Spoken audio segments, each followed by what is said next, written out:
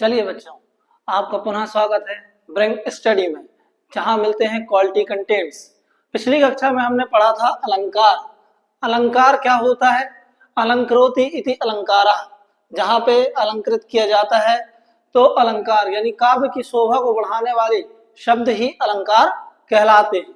इसके दो भेद होते हैं, पहला शब्दालंकार, दूसरा अर्थालंकार। शब्द अलंकार के अंतर्गत अभी तक हमने पढ़ा था अनुप्रास, यमक और श्लेष। अनुप्रास अलंकार वह होते हैं जिसमें समान ध्वनि वाले शब्द होते हैं। समान ध्वनि अर्थात जैसे चारु चंद्र की चंचल किरणें, जहां पे चा का उच्चारण बार बार हो रहा था।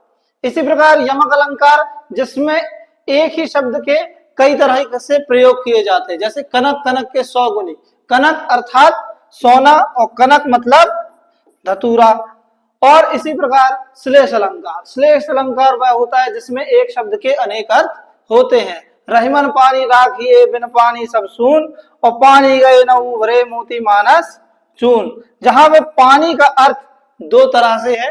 पहला पानी जो कि है नॉर्मल वाटर होता है पानी, और दूसरा पानी लज्जा अर्थात जो हमारी इज्जत होती है। अतः अब हम आगे बढ़ेंगे दूसरे अलंकार की तरफ, अर्थालंकार। आइए देखते हैं अर्थालंकार के अंतर्गत क्या क्या होता है और अर्थालंकार किसे कहते हैं। अर्थालंकार जिसमें शब्द के अर्थ से काव्य में जो सौंदर्य उत्पन्न होता है उसे हम अर्थालंकार कहते हैं। अर्थालंकार की परिभाषा जैसे हम देखें कि हाय फूल सी कोमल बच्ची, हुई राख की ढेर। अर्थात पहले हम परिभाषा लिख लें। अर्थालंकार, अर्थालंकार की परिभाषा क्या हो जाएगी? शब्द के अर्थ से, शब्द के अर्थ से जो हमको सौंदर्य मिलता है काव्य में। अब इसका जैसे हम उदाहरण देखें तब आपके थोड़ा समझ में आएगा। हाय फूल सी कोमल बच्ची, हुई राख की ढेरी। अब यहां फूल सी कोमल बच्ची, फूल सी कोमल बच्ची जो कि है, अब फूल तो हो नहीं जाएगी बच्ची।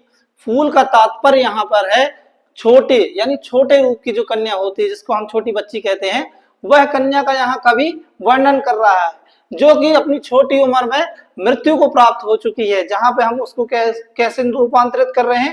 राख की ढेरी। राख की ढेरी अर्थात जलने के बाद जो राख होती है उसको कवि यहाँ अपने काव्य में वर्णन कर रहा है। इसी प्रकार अर्थालंकार के अंतर्गत 5 प्रकार होते हैं। पहला उपमा, रूपक, उत्प्रेक्षा, अतिशयोक्ति और मानवीकरण, जिसमें हम आज पढ़ेंगे उपमा अलंकार।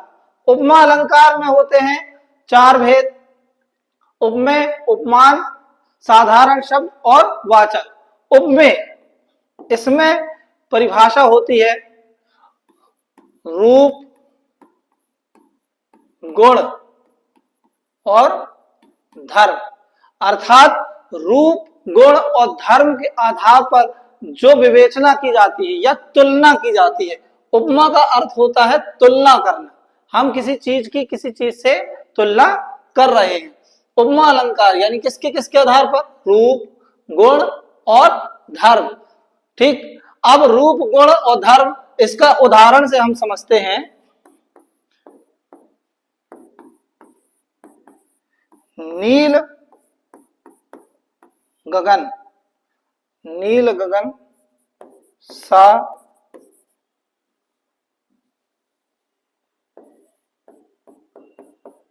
शांत हृदय सो रहा।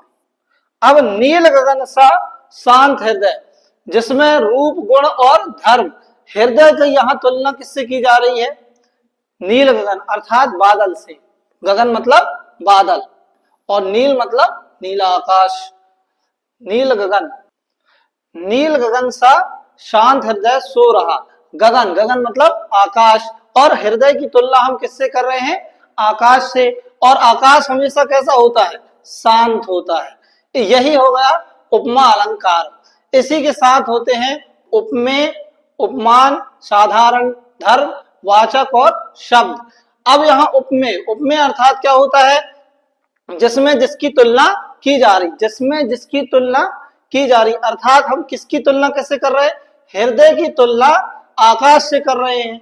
उसी प्रकार उपमा अलंकार, उपमा अलंकार जिससे तुलना की गई है, जिससे तुलना की गई है। अब हृदय की तुलना किससे की गई है? गगन अर्थात आकाश से की गई है।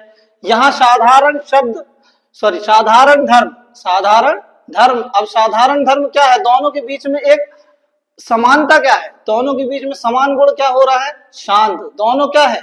शांत है। एक व्यक्ति का हृदय भी शांत है और गगन, गगन अर्थात आकाश भी शांत होता है, वही साधारण धर्म कहलाता है।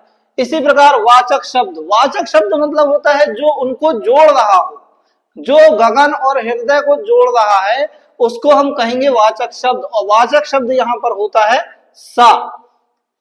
ठीक, अब इसके बाद हम पढ़ेंगे क्या? रूपक अलंकार। रूपक अलंकार पढ़ेंगे।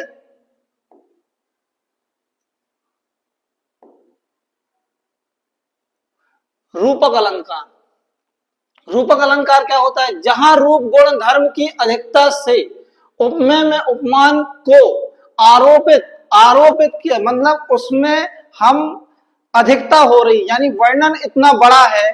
जैसे हम किसी भगवान की तुलना करते हैं, भगवान की तुलना अगर वह अवतार लेके धरती में आए हैं तो भगवान का जब हम वर्णन कर रहे हैं तो उसको कर पाना बहुत ही असमर्थ हो जाता है। जहां पर हम एक चौपाई देखते हैं, उदित उदयगिरि मंच पर रघुवर बाल पतंग और बिगसे संत सरोज सव हर्षे लोचन भ्रंग। उदित और उदयगिरि, उदयगिरि मतलब होता है पर्वत, और मंच पर अर्थात यहाँ तुलसीदास कहने का प्रयास कर रहे हैं कि उदित उदयगिरि यानी जो मंच है जहां खड़े हैं भगवान, उसको उन्होंने क्या कह दिया है? गिरि। गिरि मतलब पर्वत के समान है, जहां पर रघुवर बाल पतंग जो कि एक सूर्य के समान प्रतीत हो रहे हैं, और बिगसे संत सरोज सब। अब यहाँ जो संत है इनकी तुलना किससे की जा रही है? कमल से। सरोज मतलब कमल से तुलना की जा रही है। और हर्षे लोचन भ्रंग, अब यहाँ लोचन का तात्पर्य होता है आंखें, और भ्रंग मतलब भौरा।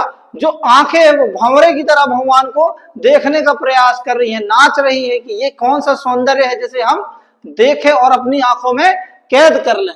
ठीक, अब इसके बाद आता है उत्प्रेक्षा अलंकार। उत्प्रेक्षा अलंकार में होता क्या है? उपमेय और उपमान की संभावना प्रकट की जाती है। सिर्फ संभावना है कि वहां पर एक मनुष्य है जो कि क्या हो रहा है? पहले उदाहरण में देखते हैं हम, मनुज जानो मेघ गरज रहे। अब मनुज जानो, मनुज मतलब इंसान, पर अब वह पर्टिकुलर इंसान है क्या, यह हम नहीं जान पा रहे। उसको जान लें तो हमको सब समझ में आ जाए कि वह कौन है। यहाँ पे हम कहने का प्रयास कर रहे हैं मनुज जानो मेघ गरजे। मनुज जो है वह कौन है? एक विशेष व्यक्ति है जिसे देखकर मेघ गरज रहे, यानी डराने का प्रयास कर रहे हैं, पर मेघ को ये नहीं मालूम कि वह है कौन। वह अवतार है। कौन है? अवतार है। ठीक, मनुज जानो मेघ गरज रहे। एक बार हम इसकी परिभाषा देख लेते हैं कि उपमेय और उपमान की संभावना प्रकट की जाती है, उसे उत्प्रेक्षा अलंकार कहते हैं। चलिए आगे बढ़ते हैं। अतिशयोक्ति अलंकार, यह ज्यादातर व्यक्ति हर कोई जानता है। अतिशयोक्ति अलंकार किसे कहते हैं? अतिशयोक्ति अलंकार हर बच्चे को मालूम होता है जहां पर हम किसी भी चीज की अति कर देते हैं। वर्णन भले अच्छा है, सूक्ष्म है, पर हम वहां बढ़ा चढ़ा कर बता रहे हैं। एक बार परिभाषा देखते हैं। जहां काव्य में व्यक्ति विशेष को बढ़ा चढ़ाकर बताया जाता है उसे अतिशयोक्ति अलंकार कहते हैं। इसका सबसे अच्छा उदाहरण हम रामायण से लेते हैं। हनुमान की पूंछ पर लगन न पानी आग, लंका सारी जल गई गए निशाचर भाग। अब यहाँ कवि जो कह रहा है कि हनुमान जी की पूंछ में आग भी नहीं लगी और लंका जल गई, यह संभव तो है नहीं। पर कवि का जो वर्णन है वह अति संयुक्ति है कि ना हनुमान जी की आग में पूंछ लग रही है और ना और लंका जल जा रही है। परंतु यह संभव हो नहीं सकता, क्योंकि जब तक हनुमान जी की पूंछ में आग नहीं लगेगी तब तक लंका कैसे जलेगी। तो तो अतिशयोक्ति अलंकार वैसे आपको समझ में आ गया होगा। अब आगे देखते हैं मानवीकरण। क्या देखते हैं? मानवीकरण। निर्जीव वस्तु या पशु पक्षियों को मानव गुण, भाव और क्रियाएं प्रदान की जाती है। अब यहाँ पर थोड़ा समझने की बात है कि निर्जीव वस्तु या पशु पक्षी, यानी हम किसी ऐसी चीज को वर्णन करते हैं या कहते हैं कि वह किसकी तरह दिख रहा है? मनुष्य की तरह। जैसे चंद्रमा की तुलना हम किससे कर देते हैं? अपने चेहरे से। उसी प्रकार अगर एक उदाहरण देखें तो उदाहरण क्या हो जाएगा?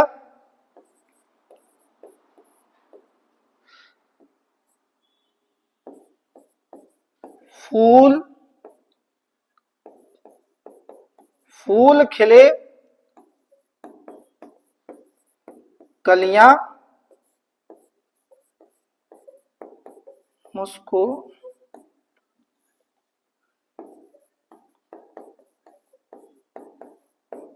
मुस्कुराई।